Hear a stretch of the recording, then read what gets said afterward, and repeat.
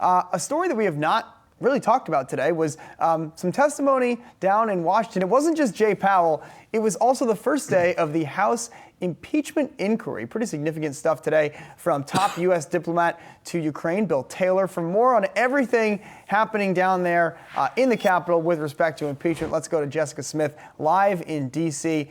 Jess, what's the latest?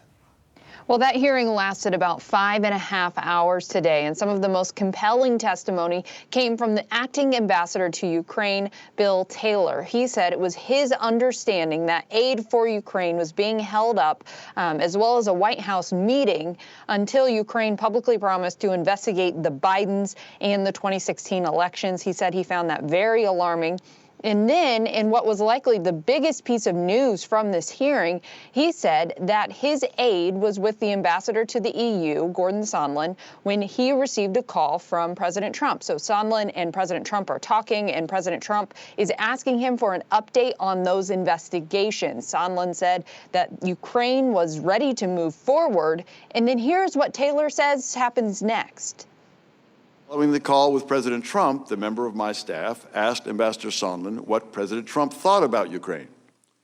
Ambassador Sondland responded that President Trump cares more about the investigations of Biden, which Giuliani was pressing for. So Chairman Adam Schiff followed up on that because that was a new piece of information that Ambassador Taylor hadn't shared before. He said he wasn't aware of it when he testified before the committee behind closed doors.